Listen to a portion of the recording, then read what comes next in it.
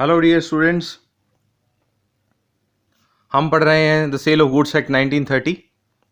आज का जो हमारा टॉपिक है इसमें वो है इम्प्लाइड वारंटीज। हमने पिछले लेक्चर में इम्प्लाइड कंडीशंस के बारे में पढ़ा था। तो देखिए, कुछ इम्प्लाइड वारंटीज हैं। ठीक है, ये कुछ चीज़ें हैं जो इम्प्लाइड हैं, जो कह के नहीं बताई जाती, जो कि एक्सप्रेस नहीं की जाती। जो बातें बोल के या लिख के पहले कॉन्ट्रैक्ट के टाइम की जाती वो एक्सप्रेस होती है, और इम्प्लाइड जो कि ये माना जाता है नॉर्मल केस में कि ऐसा होना ही चाहिए। ठीक है, जैसे हमने कंडीशंस में कल पढ़ा था, condition as to title of goods, sale by description, या फिर सैंपल के अकॉर्डिंग, मर्चेंटेबिलिटी ऑफ गुड्स, उसकी क्वालिटी अच्छी होनी चाहिए। ठीक है, और वो सेफ होना चाहिए। ये सब चीज़ें हमने उसमें पढ़ी थी। तो आज हम पढ़ेंगे इम्प्लाइड वारंटीज के बारे में। ठीक है, the following are the implied warranties in a contract of sale. Number 1 is quiet and peaceful possession. ठीक है, quiet and peaceful possession. Section 14(6) क्या कहता है इसमें?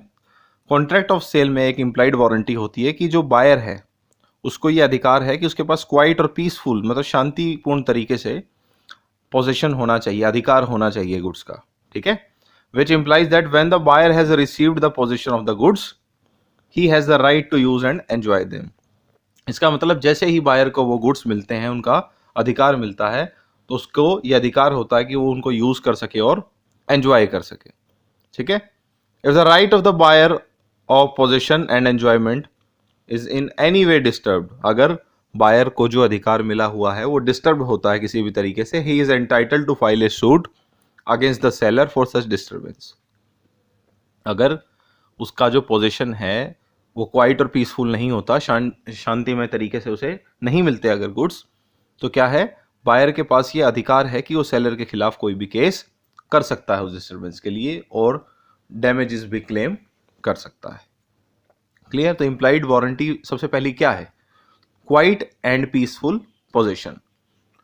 जो पोजीशन है, जो अधिकार आपको मिलेगा, जो ट्रांसफर होगी आपको प्रॉपर्टी, उसका क्वाइट एंड पीसफुल पोजीशन आप कर सकें।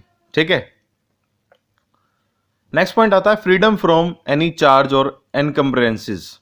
ठीक है, ये क्या होते हैं? मान लीजिए आपने कोई चीज गिरवी रखी हुई है, चार्ज है, अगेंस्ट चार्ज है। ठीक है, एनकम्बरेंस होता है किसी चीज को गिरवी रखना। ठीक है, अनदर इंपॉर्टेंट इंप्लाइड वारंटी क्या है? Is that in the absence of contract to contrary, the goods sold to the buyer must be free from encumbrances. ठीक है, मतलब फ्री फ्रॉम एनी चार्ज। अगर कुछ और नहीं कह रखा कॉन्ट्रैक्ट में, तो हम क्या मानेंगे बाय डिफॉल्ट कि गुड्स जो भी बेचे गए हैं बायर को, the goods sold to the buyer must be free from any charge. If it comes to light later that the goods are in the pledge और मोर्गेज, आपने अगर किसी के पास वो गिरवी रख रखे हैं, बाद में पता चलता है, और a third party already has the right of the goods, किसी थर्ड पार्टी का उसके ऊपर क्लेम है गुड्स के ऊपर, the seller is liable for the damages to the buyer. इस केस में क्या होगा? जो सेलर होगा अब वो लायबल हो जाएगा डैमेजेस पे करने के लिए बायर को। ठीक है, थर्ड पॉइंट आता है warranty as to specific care. Warranty as to specific care. If the goods are easily destroyable, goods अगर ऐसे हैं जो आसानी से टूट सकते हैं, डिस्ट्रॉय किए जा सकते हैं, या फिर इनफ्लेमेबल हैं, ठीक है, ज्वलनशील हैं, या फिर और डेंजरस हैं हैंडल करने में, तो ये ड्यूटी बनती है किसकी? सेलर की, कि वो उसको पहले से ही वार्न करके रखे, एक वार्निंग दे के चले, चेता दे पहले ही बायर को कि इसको हैंडल करने में डेंजर हो सकता है। ठीक है, so that the buyer can take specific care in their usage, ताकि बायर उसको यूज करते वक्त, उसका प्रयोग करते वक्त वो क्या करे? सावधानी बरते। ठीक है, ये बात बायर को पहले बतानी पड़ेगी। Warranty as to specific care.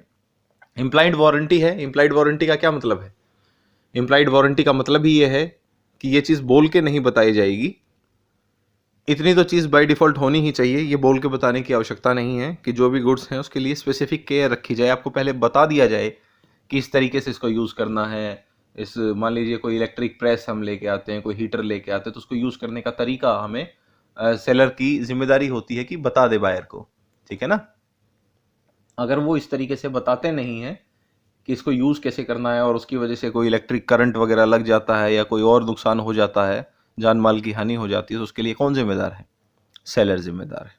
That is the reason why some medicines come with the labels warning the consumers to keep them in a cool dry place. बहुत सारी दवाइयों के साथ लेबल लगा होता है, तो उसमें लिखा होता है कि कंज्यूमर उन्हें कूल और ड्राई प्लेस पे रखे, ठंडे प्लेस पे और बिना नमी वाले प्लेस पे उसे रखे, और to use them only according to the advice of a registered medical practitioner. ठीक है, डॉक्टर के अकॉर्डिंग, जो रजिस्टर्ड मेडिकल प्रैक्टिशनर है उसकी सलाह के अकॉर्डिंग, उसकी गाइडलाइंस के अकॉर्डिंग ही उसको यूज करें। ठीक है, एक केस भी है इससे related. In the case of Clarke versus army and navy cooperative society, mister Clarke का केस है ये, versus army and navy cooperative society है। The buyer purchased some insect killer powder, buyer ने क्या किया, इंसेक्ट किलर पाउडर, जो मच्छर मक्खी मारने का जो पाउडर आता है, उसने खरीदा। The seller who was aware of the fact did not warn the buyer that it was dangerous if the can was not opened carefully. ठीक है, सेलर को पहले से पता था इस बात का कि अगर कैन को ठीक से नहीं खोलेंगे तो डेंजरस हो सकता है सबके लिए। And the powder was spilled on the body of a person with the result that the buyers I was damaged. ज्यादा जोर लगा करके इसने जो ढक्कन था उसका, उसको खोला, तो उससे क्या हुआ, वो पाउडर उनकी आंख में चला गया बायर की, और उसकी एक आंख खराब हो गई।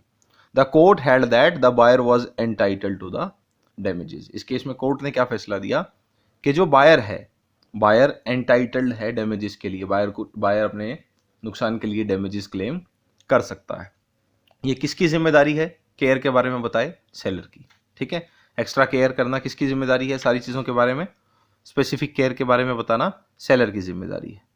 ठीक है, even if a seller tries to absolve himself of the implied warranties in a contract of sale and makes a declaration to that fact, he can not be absolve of his liability. अगर seller चाहे भी तो और ये try करे कि मेरी ये लाइबिलिटी नहीं बनती, इम्प्लाइड वारंटीज जो हैं मेरी नहीं बनती, अगर वो उससे सबसे अपने आप को बचाना भी चाहे तो वो नहीं बचा सकता। क्लियर? तो हमने पढ़ा इम्प्लाइड वारंटीज।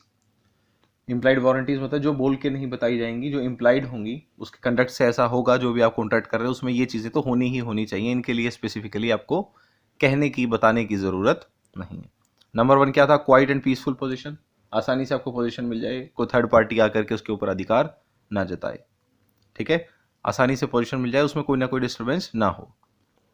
दूसरा था फ्रीडम फ्रॉम चार्ज, वो कहीं पे आपने गिरवी ना रख रखा हो, है ना, प्लेज या मोर्गेज ना करवा रखा हो, तो ये भी होना इसमें ज़रूरी है। लास्ट क्या बताया गया, warranty as to specific care, कि भाई बड़ा ध्यान रखने की बात है, स्पेसिफिक केयर रखने की बात है इस चीज़ में, कि आपको जो भी गुड्स दिए जा रहे हैं, अगर वो हैजार्डस हैं, अगर वो ऐसे हैं जो कि डिस्ट्रॉयबल हैं या फिर डेंजरस हो सकते हैं आपकी हेल्थ के लिए, कोई टूटने की चीज़ है, कांच की चीज़ आपको बेच रहे हैं, तो उस पर लिखा होना चाहिए हैंडल विद केयर, और सेलर की जिम्मेदारी है बताए आपको कि इस चीज़ को कैसे कैरी करना है, ये टूट भी सकती है, ये चीज़ आपको नुकसान पहुंचा सकती है, तो ये भी क्या है, इम्प्लाइड वारंटी है, इसके बारे में बता के चलना चाहिए। Clark versus army and navy cooperative society का केस बताया कि एक क्लार्क नाम के व्यक्ति ने army and navy cooperative society से एक मच्छर मक्खियाँ मारने के लिए पाउडर खरीदा। उस पाउडर को खोलते वक्त उनकी आंख में गिर गया, जो कि सेलर को ये पहले से मालूम था कि ऐसा हो सकता है, तो सेलर की जिम्मेदारी थी बताए कि अगर ये ठीक तरीके से नहीं खोला गया पाउडर तो वो नुकसान भी पहुंचा सकता है। ऐसा नहीं किया गया। अब क्या है, कोर्ट ने बायर को ये कह दिया कि आप सेलर के ऊपर केस करके कोई भी डैमेजेस क्लेम कर सकते हैं। क्लियर? तो ये हुआ आपका इम्प्लाइड वारंटीज। इस चैप्टर का लास्ट पार्ट आता है हमारे पास, डॉक्ट्रिन ऑफ कैविएट एम्प्टर और बायर बिवेयर। सेक्शन 16 में आता है जनरल रूल क्या है, what is doctrine of caveat emptor. Caveat emptor का मतलब है लेट द बायर बिवेयर। ठीक है, लेट द बायर बिवेयर, हम ये मान के चले कि जो बायर है उसे इतना सावधान होना चाहिए, उसे इतना चौकन्ना होना चाहिए कि जिस टाइम वो गुड्स खरीद रहा है उस वक्त वो बायर क्या करे, ध्यान रखे इस चीज़ को, गुड्स को खरीदते वक्त ये चेक करे कि गुड्स खराब तो नहीं है, कोई उसमें दिक्कत तो नहीं है। तो ये है doctrine of caveat emptor. It is applicable in a contract of sale generally, general rule है, this principle is applicable in the contract of sale unless the contract does not specify anything to the contrary. अगर कोई contract करके specific कुछ इसके विपरीत कह रखा है तो बात अलग है, अदरवाइज ये अप्लाई होता है।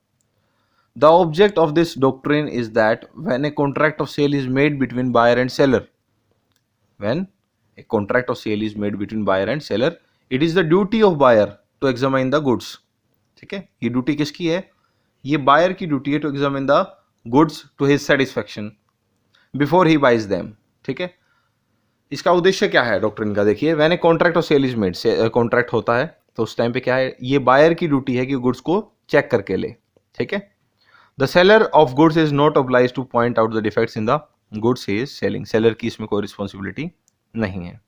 When a buyer has bought the goods of his own will and after examining and discover some defects in the goods after buying, the seller is not liable for such defect। अगर buyer ने मान लीजिए देख के उन goods को खरीदा है और बाद में उसके अंदर कोई डिफेक्ट निकलता है, फिर उसके लिए सेलर लाइबल नहीं है।